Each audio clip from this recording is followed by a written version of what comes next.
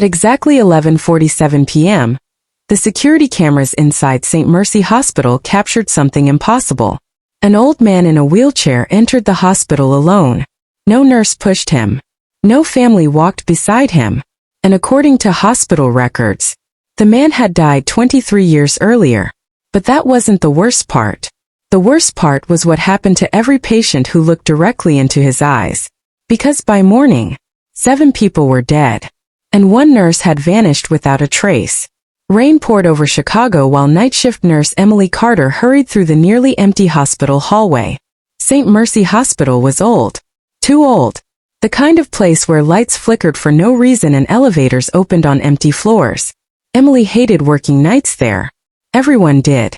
Especially after the rumors started.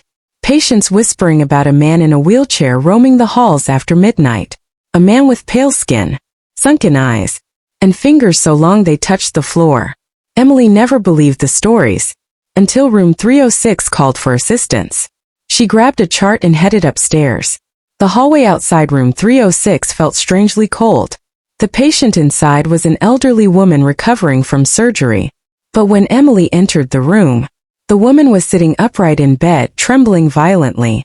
Her eyes locked onto the dark corner near the window. "He's here," she whispered. Emily frowned. "Who?" The old woman's lips shook. "The man in the wheelchair." Suddenly, the heart monitor flatlined. Beep. Emily rushed toward the bed. "Ma'am." But the woman was already dead. Eyes wide open, frozen in terror. And written across the fogged hospital window were 4 words. "I found you again." Emily stepped backward in horror. Then the room lights shut off. One by one, darkness swallowed the room. And from somewhere behind her, a wheelchair wheel slowly squeaked. The next morning, hospital director Robert Vance dismissed the death as cardiac arrest. But Emily knew something was wrong, especially after she checked the security footage. 11:47 p.m. Camera 12 showed the hospital entrance doors opening by themselves. Rain blew inside. Then an old man in a wheelchair slowly rolled into view. Emily froze. The man's face looked unnaturally pale. His mouth stretched into a thin smile, and his eyes, completely black. The wheelchair stopped suddenly. Then the old man looked directly into the camera. The footage glitched violently. Static filled the screen. When the image returned, the old man was gone. Emily replayed the footage 3 times, then noticed something horrifying. The reflection in the hospital floor showed the wheelchair still there, watching her. That night, Emily stayed late to investigate. Bad idea. By 1:13 a.m. the hospital felt dead silent. No footsteps. No voices. Just the distant hum of flickering lights. She entered the basement archives room carrying a flashlight. Dust-covered old patient records stacked from floor to ceiling. Emily searched hospital records for wheelchair incidents. Then she found a file dated October 1983. Patient name, Harold Whitmore. Status, deceased. Cause of death, unknown. Attached beneath the report was a newspaper clipping. Hospital fire kills 14 patients. Emily's breathing slowed. Another paperclip note was attached in red ink. He never left. Suddenly, the basement lights shut off. Emily spun around. Darkness.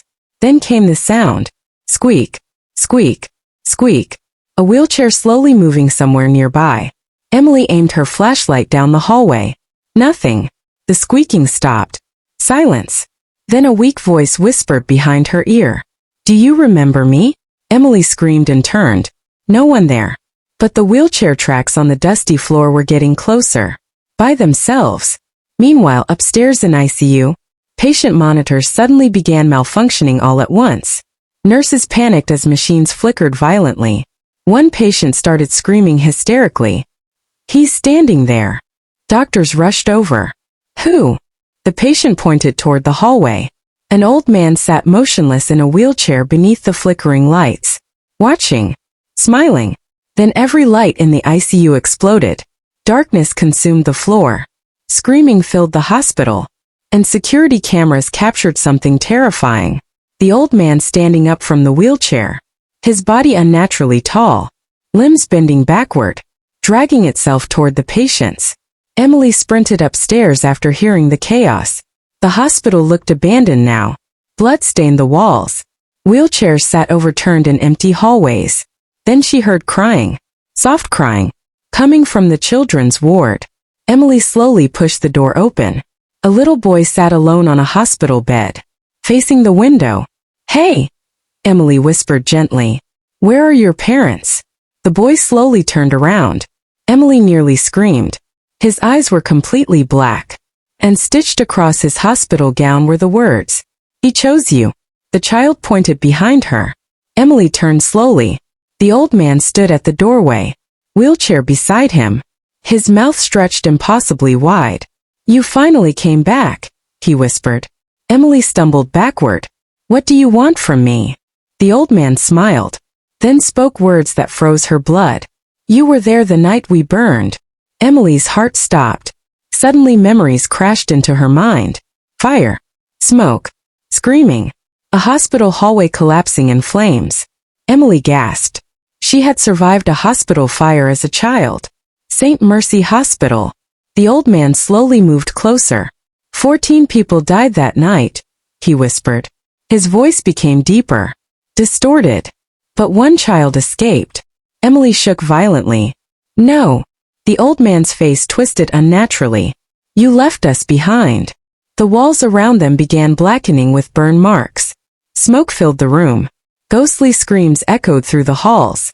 The hospital was changing, transforming into the burning nightmare from 1983. And the dead were waking up. Patients began emerging from dark hallways, burned skin hanging from their bodies, eyes melted shut, bodies smoking, walking slowly toward Emily. The old man pointed at her. "She remembers." Every ghost in the hallway turned toward Emily at once, then charged. Emily ran. Barefoot patients crawled across ceilings. Burned nurses dragged themselves through smoke-filled corridors. Hospital alarms screamed non-stop. Emily slammed through emergency exit doors.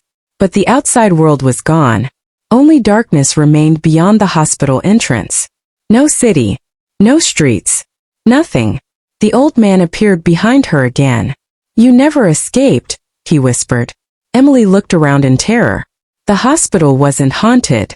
It was trapping souls inside itself. Forever.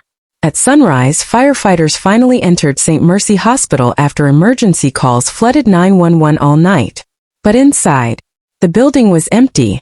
No staff. No patients. No Emily Carter. Only old burned wheelchairs lined the hallways. And on the security monitor in the basement, police discovered frozen footage from 11:47 p.m. The old man stared directly into the camera, smiling. Beside him stood 14 burned figures, and among them was Nurse Emily Carter, her eyes completely black, standing perfectly still beside a wheelchair, waiting for the next night shift.